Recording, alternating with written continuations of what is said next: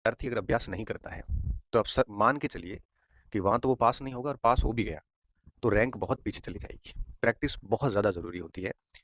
महत्व के संबंध में मैं सिर्फ इतना कह सकता हूँ कि जैसे आप तैराकी सीखना चाहते हैं, स्विमिंग सीखना चाहते हैं, आपने स्विमिंग के सारे रूल्स पढ़ लिए, क्या आप अच्छे तैराक बन सकते हैं? नहीं।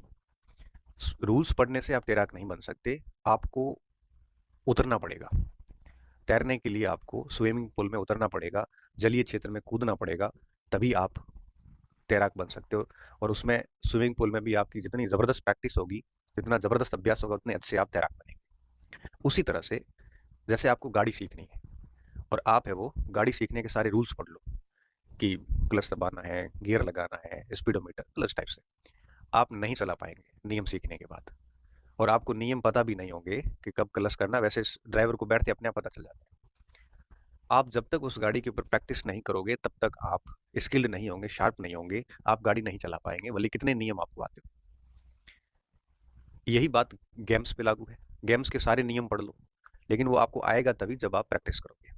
यही बात पढ़ाई पे लागू है। आप कितने भी उपन्यास की भांति कितना भी पुस्तकें पढ़ लो, लेकिन जब तक उसकी ठोस प्रैक्टिस नहीं होगी, जब तक उसका तरीके से सलीके से अभ्यास नहीं होगा, आप मान के चलिए कि आप अच्छे ड्राइवर, जिस तरह से ड्राइवर और स्विमर की जो मैंने उदाहरण दिया, आप एक अच्छे विद्यार्थी या यूं कहीं एक अच्छे अभ्यर्थी नहीं बन पाएंगे जो अच्छी तैयारी करके परीक्षा को पास कर ले।